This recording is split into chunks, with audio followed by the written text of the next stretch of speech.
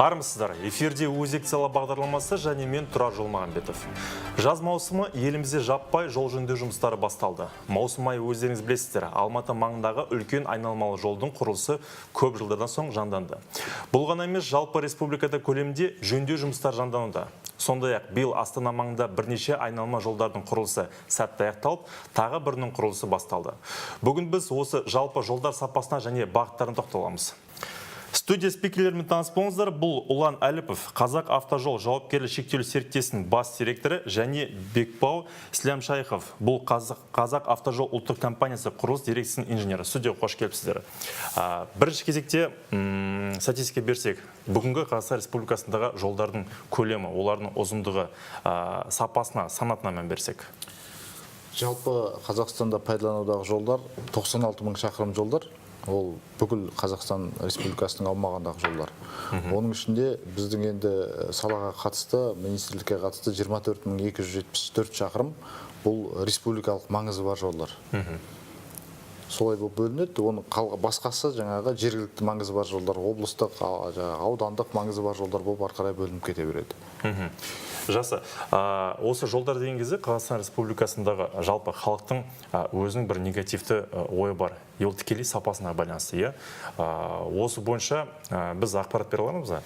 Соңғы 5 жылда елімізде бір қандай ірі стратегиялық жобалар іске асырылды? Енді соңғы 5 жылда мысалы көп үлкен жобалар бар. Олардың айта кететін болсақ, енді мына Батыс Европа, Батыс Қытай жобасы өте үлкен жоба. Осы қазір былтырғы жылы ғана аяқталды. Соңғысы анау Қаркөздің маңайынан, анау біздің Ақтөбе облысынан, Ақтөбе, Қызылорда, оңтүстік Қазақстан, Жамбыл, Алматы облыстарының аймағын басып өтетін Батыс Европа, Батыс Қытай үлкен дәліз көліктік. Оның үлкен жоба. Одан бөлек мысалы осы нұрлы жолға байланысты үлкен жолдауда айтылып өткен бірнеше бағытта жолдар жасалып жатыр қазір қайта құру. Ол оңтүстіктен жаңағы алдында елбасымыз айтып кетті ғой, жаңағы күннің несі сияқты, сәулесі сияқты жаңағы әр бағытқа Астанадан тарқалатын жол салынсын деп. Сондықтан оңтүстіктен жаңағы орталықтан оңтүстікке, орталықтан шығысқа, батыстан батысқа, солтүстікке деген сондай бағыттағы жобалар басталып кетті. Олардың біразы іске асып, кейбір участоктерінің бітіп тапсырылып жатқандары бар. Кейбір учаскелерде жоба жұмыстар жасалып жатыр, кейбір участоктерде осы жұмыстар жасалып жатыр. Айта кететін болсақ, мына оңтүстікті алатын болсақ, оңтүстікте Алматы Қапшағай бағыты, Алматыдан Талдықорғанға дейін толықтай аяқталды. Одан осы Астана мен Теміртаудың арасы былтыр аяқталды. Ары қарайға жұмыстар бір жерлер жоба жасалып жатса, бір жерлерде биыл жұмыстар басталып жатыр. Мысалға айтатын болсақ, Қарағандыдан айланып өту жолдары қазір жұмыс істеліп жатыр. Қарағанды мен Балқаштың арасында осы жақында ғана жаңағы несиеге қол қойылып, банктен қарыз алып, сол жердің жұмыстары енді басталып жатыр. Ар жағында жаңағы Күрті мен Бұрылбайталдың арасында мердігерлер анықталып, қазір мердігерлер сол жерге жаңағы көшіп, жаңағы жұмыстарын техникасына барып жұмыстарын енді бастап жатыр. Енді шығысты алатын болсақ, Астана мен Павлодардың арасы біраз енді қазір өздеріңіз білесіздер, жүріп жүрген адамдар болса, біраз жері бітіп қалды. Енді бір азғантай жұмыстар қалды. Мен ойлап отырмын, келесі жылдың биылғы жылдың аяғына уже біраз бітіп, келесі жыл толықтай аяқталады деп. Оның ар жағында Павлодар мен Семейдің арасында да бір бөліктері бітіп, кейбір бөліктері қайта жөндеу жұмыстары жүріп жатыр. Енді батысты алатын болсақ, батыстың анау Ақтау мен Атыраудың арасындағы учаскелердің біразы біткен. Ақтауға жақын жерде бір жұмыстар биыл аяқталып жатыр. Одан бері қарайғы бағыттар мына Ақтөбе мен Атыраудың маңайындағы бір участоктерде жұмыстар жүріп жатыр. Одан бөлек участоктерде қазір жаңағы мердігерлер кейбір участоктерде анықталып кірісіп жатыр, кейбір учаскелерде жаңағы банкпен жұмыстар жүріп жатыр, жаңағы несие алу жайлы. Сондай үлкен жұмыстар. Енді солтүстікті алатын болсақ, солтүстікте енді толық бітті деп айтуға болады. Петропавлдың маңайында бір кішкене ғана участок қалды, қалғандардың бәрі толықтай бітті деп айтуға болады солтүстікте. Жақсы, және ірі жоба осы жақында ғана белгілі, бұл Алматы айналма жолы. Біз білеміз, көптен бері бұл жобаның іске асырылуы созылды, 10 жылдан кем болмады. Жақсы, Бекбау мырза, Астана қаласының айналма жол туралы ақпарат берсеңіз. Оңтүстік батыс айналма жол деп аталады. Ол халықаралық әуежайдан басталып Қосшы селосы, ары қарай Илимка селосын қиып өтіп, Екатеринбург Алматы тас жолымен Тілендиев көшесінің қиылысына дейін барады. Жалпы ұзындығы жобаның 34-те 4 шақырым. Жоба құны 59 миллиард теңгені құрайды. Бірінші категориялы, бірінші санаттағы жол болады, 4 жолақты. Жоба аяқталуы 2020 жылдың бірінші кварталына аяқталу жоспарлануда. 2020 бірінші тоқсаны. Жақсы, бұнда мердігерлер кім? Мердігерлер, бас мердігерлер консорциум Қытайлық Синсин деген мекемемен Қазақстандық Казгерстрой мекемесі екеуі бірге бас мердігер болып консорциум.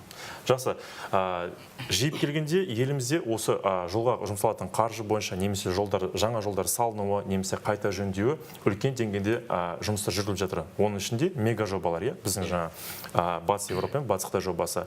Ал бірақ дегенде министр өзінің есебінде айтады, міне соншама жолдар салынды, осыншама жөндеу жүргізілді, яғни жұмыс жүргізіліп жатыр. Ендігіде нақты баға беру үшін біз әлемдік статистикаға келетін болсақ, яғни рейтингке келетін болсақ, бұл жолдар сапасы бойынша, бізде 2017 жылы әлемдік жаңағы бәсекелес қабілеттілік индексі бойынша 137 елдің ішінде осы біздің бүгінгі тақырып жолдардың сапасы бойынша 115 орында аламыз. Бұл көрсеткіш 2016-та 108 орын, 2015 орында 107 орын. Яғни біз жылдан жылға осы сапаның регрессияға ұшырағанын байқап отырмыз. Осы орайда ендігіде басқа да статистика бар. Жалпы инфрақұрылым бойынша бізде 2017 жылы 77 орын, темір жол инфраструктура бойынша бізде 32 орын. Енді соның ішіндегі осы транспорттың, яғни инфраструктураның арасындағы жолдардың сапасы ең төмен болып есептеледі. Осы бойынша не қосасыз? Бұл қаншалықты объективті? Бәрі баға беруге байланысты ғой. Бізде мысалы Қазақстанның жер көлемі үлкен, біз мемлекет 9-шы орында тұрған мемлекет, біз дүние 27 миллион шақырым. 27 миллион шақырым шаршы метр неміз бар, жеріміз бар. Ол жерде енді жолдың бәрін қамтып бірден керемет қылу ол оңай емес, оңай шаруа емес. Қаншама қаражат бөлініп жатыр. Осы 2001 жылы елбасымыз жол жұлдызы деп айтып, содан кейін содан бастап осы жолды қолға алып, қаражат бөліну мәселесі қолға алынып келе жатыр. Соның өзінде осы 2001-ден бері осы уақытқа дейін біз әлі де жолдың біраз аймақтарды қамти алмай жатырмыз. Ол қазір енді республикалық маңызды жолдардың біраз қалыпқа келді. Қазіргі мәселе кеше осы алдындағы үкіметтің кеңейтілген кеңесінде елбасымыз айтып кетті. Ендігі мәселе жергілікті жолдар, ауыл жолдары, облыстың жолдары, соларға көңіл бөлу керек деп кеше министрге тапсырма берілді. Яғни 64 мың шақырым метр қалған жолдар ғой, республика санаттан басқа. Сол жолдарға көңілді көбірек бөлу керек деп елбасымыз тапсырма берді. Енді министрлік қазір соған байланысты сол бағытта жұмыстар жүргізіп жатыр. Сондықтан енді мынау бағалау жағында да мысалы бұл статистика қалай болады? Қай жерде опрос жасалды, соған байланысты ғой. Бүгінде жаңағы социалдық опрос дейді, жаңағы адамдардан сұрап білуді арқылы жасалады ғой. Енді жолды мысалы Алматы облысының маңайында, мысалы Талдықорған жақта қазір жаңадан салынған жерден халықтан сұрайтын болсаңыз, мысалы олар жақсырсын көбірек айтады да, ал енді басқа бір бізде қазір қалып қойып жатқан, енді қолға алынып жатқан жолдар анау Шудың маңайындағы Бұрылбайтал, мысалы Күртінің маңайындағы жүрген кісілерден сұрасаңыз, ол кісілер басқа опрос болады. Сондықтан соған да байланысты шығар деп ойлаймын енді ол рейтинг. Кейде субъективті болуы мүмкін дейсіз ғой. Түсінікті. Ендігіде жалпы осы жолдар инфраструктурасын сіздің ойыңызша басты проблемаларды атап өтіңізші. Енді жол инфраструктурасының басты проблемасы, біз қазір мысалы жолдарды қайта жөндеуден өткізіп жатырмыз. Біз жылына шамамен 1000 артық, мысалы биылғы жыл алатын болсақ, биылғы жыл 1840 шақырым қайта жөндеуден өтіп жатыр да, 131 шақырым күрделі жөндеуден өтіп жатыр. Енді бізде жол саласында бағдарламалар бар, жеке-жеке. Қайта жөндеу деген бөлек бағдарлама, одан кейін қалған жөндеу жұмыстары, орташа жөндеу, ағымдағы жөндеу, күтіп ұстау, күрделі жөндеу, олардың бәрі толықтай бөлек бағдарлама. Енді бұл жерде бізде қайта жөндеуге өте үлкен қаражаттар бөлінеді. Мысалы, жылына 200 миллиардтан артық қаражат, олында Батыс Европа, Батыс Қытай немесе орталық шығыс деген бағыттардың бәрі қайта жөндеу, соған өте үлкен қаражат бөлінеді. Ал енді мына екінші бағдарлама жаңағы күрделі жөндеу, орташа жөндеу болған. Біз алдыңғы жылдары мысалы бір 30 миллиард, 40 миллиард ақша бөлінеді. Енді бір жылдан, былтырдан бері 70 миллиардқа жеткіздік соны. Енді ол қаражат ары қарай өсетін болса, жыл сайын бізде ең үлкен проблема қазір біз жолды қайта жөндеуден өткізіп жатырмыз. Мысалы қазіргі Батыс Еуропа, Батыс Қытай бар, басқа жолдар бар, соны күтіп ұстау мәселесі. Енді мен өзім қазір дәл сонымен айланысып отқаннан кейін сол күтіп ұстау мәселесі қазіргі үлкен проблемалық болып тұр. Өйткені бізге мысалы қаражат күтіп ұстауға жыл сайын көбейтіп жатыр. Мысалы келтіретін болсақ, біз осындан 2 жыл бұрын сол күтіп ұстауға республикалық маңызы бар 24 мың шақырымға 16-17 миллиард ақша бөлінетін болса, қазіргі күнде 24 миллиардқа дейін ақша бөліп отыр. Биыл мысалы 24 миллиард ақша бөлінеді. Артықшылық көп. Иә. Содан кейін бізде жаңағы жол саласында норматив, бекітілген норматив бар. Осы жолды күтіп ұстауға осындай қаражат бөліну керек деген. Біз сол нормативке әлі жетілмей келе жатырмыз. Ол қаншалықты жете алмай келеміз? Енді қазір біз мысалы бір 70-80% маңайында келе жатырмыз сол нормативке жетудің. Бұрындағы жылдар 30% маңайында едік. Енді қазір 70-80%-ға жетіп қалдық. Енді ойлаймын, 1-2 жылда дұрыс қаражат бөлетін болса, нормативтің 100% бөлінетін шығар. Бұл нормативті жаңағы қаражат бөлу мәселесі бірінші мәселе. Екінші мәселе осы қазір енді мына біздің мекеме қазір жауапкершілігі шектеулі серіктестік болды. Бұрын жаңа мемлекеттік мекеме, бұны приватизация қойылып жатыр, қазір сатылуға, бұны нарыққа жіберіп жатыр. Солда енді ол мәселе не үшін? Өйткені біз жаңа үкіметтен бөлініп жатқан қаражат, үкіметтен бөлініп жатқан қаражатқа алынған техниканың шамасы келмей жатыр. Енді жекеге беретін болса, қазір приватизация болып жеке бизнесмен сатып алатын болса, ол өзінің қаражатынан қосымша техника алып, осы күтіп ұстауды дұрыстау керек болып жатыр да. Бұл айтқанда қосымша қаражат тарту ғой. Қосымша қаражат тарту керек болып жатыр бұл салаға. Немесе жаңа біздің бірінші жоба, жаңа өзіңіз бағана айтып өттіңіз, үлкен Алматы айналма жолы, бұл біздің Қазақстандағы ең бірінші жол саласындағы жаңағы жеке меншік пен үкіметтің арасындағы жаңа ГЧП проект дейді. Сондай жобаның ең біріншісі. Бұл жаңа неге ұзақ болды? 10 жылдың шамасында өзіңіз айтып кеттіңіз, өйткені ол оңай жоба емес, жеке адамды жол саласына тарту. Өйткені жол саласының қайтарымы өте қиын. Ол 10 жылда және одан да көп болуы мүмкін. Ол қайтарымы өте қиын, өйткені жол саласын жолды салуды оңай шаруа емес қой. Оған жолды салу үшін, жолды қайта жөндеу үшін үлкен қаражат керек.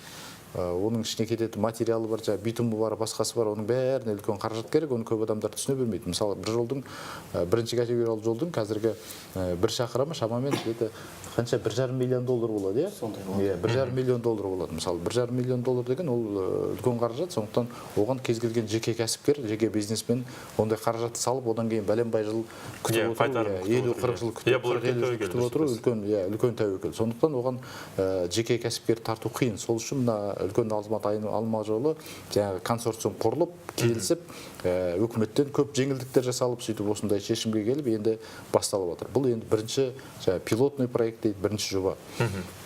Болған мырза, сізге сұрақ қойғым келіп тұр. Бағана сіз өз сөзіңізде айтып өттіңіз, өткен жылы шамамен 1800 шақырымда жол жөнделді деп. Биыл, иә. Ал елімізде 100 мыңға жуық бізде жол шақырымы берілген. Ендігіде жылына есептеген кезде бір 2-2,5% ғана жөндеуде өтеді екен. Қалған 97% солаймен қалады. Бұл аз емес па? Енді бұл мемлекеттің деңгейінде қандай мемлекет? Мысалы, Европа мемлекеттері, жаңағы Эстония сияқты, жаңағы Финляндия сияқты мемлекеттерде болса, бұл әрине аз болуы мүмкін, өйткені жері кішкентай, ал біздің жер үлкен болғаннан кейін жаңағы жолдардың арақашықтығы, жаңағы жергілікті жерлердің арақашықтығы үлкен болғаннан кейін қосымша халық тығыздығының аз болуына байланысты. Халықтың тығыздығының аз болуына байланысты бұл қаражат енді қазіргі жағдайда дұрыс деп ойлаймын. Одан бөлек енді біз біраз жыл тоқырау кезеңіне түсіп қалдық қой. Жаңағы 2001 жылға дейін, мысалы 90 жылдар жаңағы Совет үкіметі бұзылған, өзіміз егемендік алғалы бері 2001 жылға дейін біраз уақыт жаңағы жолға онша көңіл бөлінбей, қаражат бөлінбей қалды да, басқа салалар не қылып енді біз даму кезеңі болды ғой. Сол кезеңде кішкене біз біраз жолдарды жаңағы күтіп ұстау деген бар. Мысалы кез келген көлікті немесе үйді де ылғи жаңағы майын ауыстырып, бояп, жаңағы әктеп отырмасаңыз ол да шаршайды ғой. Сол сияқты біраз жолдарды шаршатып алдық сол уақытта. уақытта. Енді содан бері 2001-ден бері қайтадан қалпына келтіруге біз жаңа айтып отырмын ғой, әлі нормативке жетілмей жатырмыз. Сол мәселені жеткізіп, күтіп ұстауды дұрыстасақ, сол кезде біздің жаңағы бұрынғы Совет үкіметінің кезінде салған жолдардың біразы қирап қалды. Енді соны қайтып қалпына келтіру мәселесі көп уақыт қажет етіп жатыр, көп қаражат қажет етіп жатыр. Соның бәрін қайтып қалпына келтіру керек бірінші кезек. Жауабыңызға рахмет. Менде бір сұрақ бар. Бұл сіздің кәсіпорныңыз тек қана жол салу емес, сонымен қатар біздегі қолда бар жолға баға берумен ғана айналысады. Қандай санаттағы оның категориясы, қандай жалпы шамасы қандай дегенге. Осы орайда мен келесі сұрақ қойғым келіп отыр. Қызылорда қаласы мен Жезқазған қаласының арасындағы жолға жалпы баға беріңізші. Енді ол жол өзі мәселе көп жылдан бері көтеріліп келе жатырған мәселе. Ол жолдың жаңа актуалды екенін білеміз. Ол жоба ол жерде жол бар деп негізі айтуға бола ма? Енді жол бар ғой, енді баяғы Совет үкіметінің кезінде жаңа айтып отырмын ғой, бір кезінде салынған. Ол кездегі мысалы техниканы өзіңіз білесіз, ол кезде баяғы ЗИЛдар, ГАЗ-53 автокөліктері, оның өстік жаңағы көтеретін жүк тасымалдығы өте төмен, соған арналып салынған жолдар ғой. Енді ол қазіргі мысалы біздің Қытайдан 40 тонналық техника келіп жатқаннан кейін олар 1-2 рет жүріп өткеннен кейін ол жолдардың дымын қалдырмай жатыр. Енді ол қазіргі біздің жоба жасалып жатқан жолдар, жаңа жобалардың бәрі енді 13 тонна өске сол нагрузкамен есептеліп жатыр барлық жобалардың бәрі. Енді олған қазіргі жаңа жолды қайтадан салу керек, жаңарту керек, өйткені ол жерде ол шыдай алмайды, ескі жолдардың бәрі. Ұлан мырза, мені бұл сұрақты қойып отырған себебім, меніңше бұл жол Жезқазған мен Қызылорда арасындағы бар ғой, тәуелсіздік алғалы ешқандай жөндеу көрмеген секілді. Бұл менің жеке субъективті ойым бұл. Ал бұл қойып отырған сұрағым, бұл расында дұрыс айттыңыз, жылдан жылға көтеріліп келе жатқан проблема. Көтеріледі, бірақ министр қолға алмайды осы жолды салу бойынша. Я сол Жезқазған халқы, Қызылорда халқының сұрақ қанша сұраса да. Мынандай формуланы ұсынғым келіп отыр. Бізде білеміз, жақсы пилоттық практика болған, бұл қазір жақсы іске асып жатыр. Ол біздің Астана мен Бурабай арасындағы автобан, ақылы ақша жол салу. Яғни жақсы тамаша жол бар, бірақ ақылы. Осындай формуламен бұндай проблема шешуге келе ме? Енді жаңа мен айтып өттім ғой, Алматы, Астана мен Бурабай арасындағы жолдың жаңа ақылы түсіп жатқан қаражаты осы жолды күтіп ұстауға жетіп жатыр. Ол жолды салу деген ол оңай шаруа емес. Оған үлкен қаражат керек. Жаңа жеке кәсіпкерлердің өзі жаңа Бакатқа Алматы үлкен айналым жолына әрең келісіп жатыр. Енді ол жолға үлкен қаражат қажет. Оған ешқандай жаңағы көлікті ол жерде ары бері жүріп өткен ақы алсаң да, оның жаңағы салу ақшасын шығара алмайсыз. Ол жерде біз мәселе жаңа ақылы не үшін біздің республикада ақылы жолды енгізіп жатыр.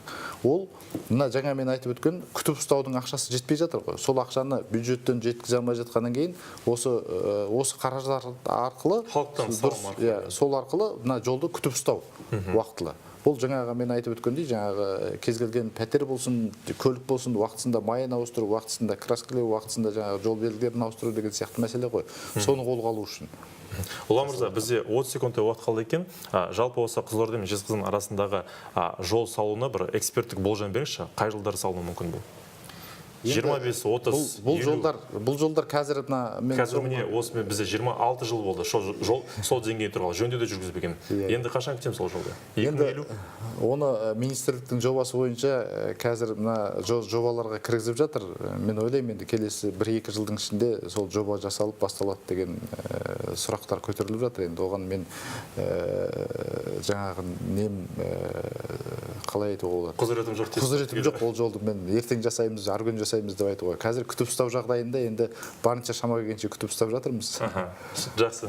Үлкен үміттеміз. Құрметті көрермендер, сіздермен болған өзек сала бағдарламасы келесі аптада көріскенше сау болыңыздар.